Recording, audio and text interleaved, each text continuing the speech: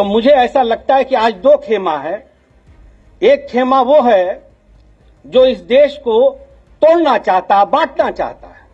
मैं बहुत दर्द से इस बात को कहता हूं कि मेरी परवरिश में मेरे 99% दोस्त मेरे हिंदू हैं और मुझसे इतना प्यार करते हैं, बाखुदा मैं कसम खा के कह रहा हूं कि मुझे इतना प्यार करते हैं, इतना प्यार मिलता है उनसे कि मुझे कभी लगा ही नहीं कि हम लोग मजहब के नाम पे भी हमको कोई बांट सकता है क्या। मैं एक बैग लेके गया, अगर इस देश का, मुझे घमंड से मैं इस बात को कहता हूं कि मेरी जिंदगी पे अगर किसी का एहसान है तो मेरे हिंदू भाइयों का है। हाँ।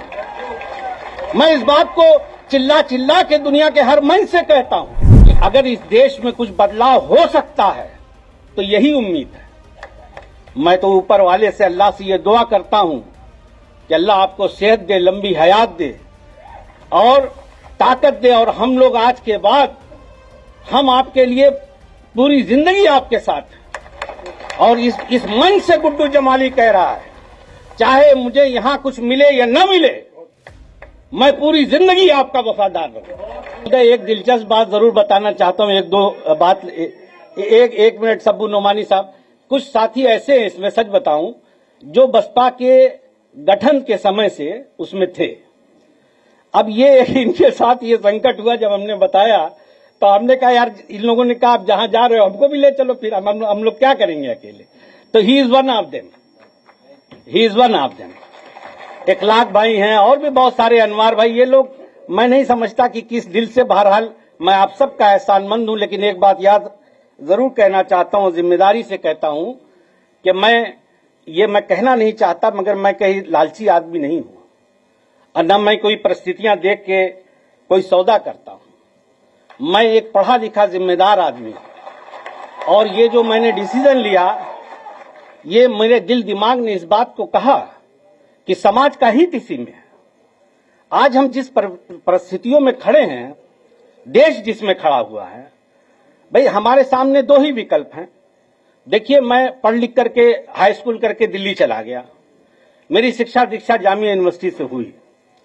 मैं एक पढ़ा लिखा इंसान हूं, I can understand the situation of country. तो मुझे ऐसा लगता है कि आज दो खेमा है। एक खेमा वो है जो इस देश को तोड़ना चाहता, बांटना चाहता है। मैं बहुत दर्द से इस बात को कहता हूं कि मेरी परवरिश में मेरे 99% दोस्त मेरे हिंदू हैं और मुझसे इतना प्यार करते हैं, बाखुदा मैं कसम खा के कह रहा हूं कि मुझे इतना प्यार करते हैं, इतना प्यार मिलता है उनसे कि मुझे कभी लगा ही नहीं कि हम लोग मजहब के नाम पे भी हमको कोई बांट सकता है क्या। यही हमारी देश की संस्कृति है, इसी में हम पल के बड़े हुए।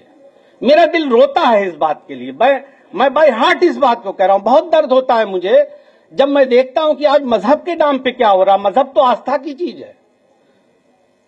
मैं एक बैग लेके गया, अगर इस देश का, मुझे घमंड से मैं इस बात को कहता हूं कि मेरी जिंदगी पे अगर किसी का एहसान है तो मेरे हिंदू भाइयों का है। हाँ। मैं इस बात को चिल्ला चिल्ला के दुनिया के हर मन से कहता हूं, अगर इस देश का हिंदू इतना बुरा होता तो हम तो माइनॉरिटी में हैं भाई। हम तो कहते ही हैं कि हम आपके छोटे भाई हैं, कभी हमने ये नहीं कहा कि हम बड़े हैं। हमने हमेशा कहा कि आप मेरे बड़े भाई हैं, आप लीड करें, हम लोग पीछे खड़े हैं। मगर मेरे भाइयों, मैं आजमगढ़ से आए हुए लोगों को ये बात कहना चाहता हूं कि तुम्हारे इस भाई ने, तुम्हारे इस दोस्त ने ये फैसला किसी लोभ लालच में नहीं किया है, बल्कि ये समझा, दिल दिमाग से ये समझा कि हम लोग being a sincere citizen of country, हमारी क्या जिम्मेदारी है।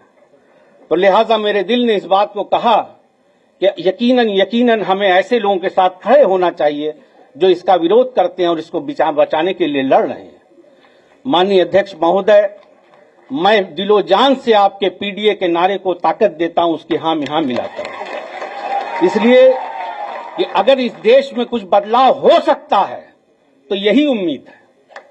मैं तो ऊपर वाले से, अल्लाह से ये दुआ करता हूं कि अल्लाह आपको सेहत दे, लंबी हयात दे और ताकत दे, और हम लोग आज के बाद हम आपके लिए पूरी जिंदगी आपके साथ। और इस मन से गुड्डू जमाली कह रहा है, चाहे मुझे यहां कुछ मिले या न मिले, मैं पूरी जिंदगी आपका वफादार रहूंगा।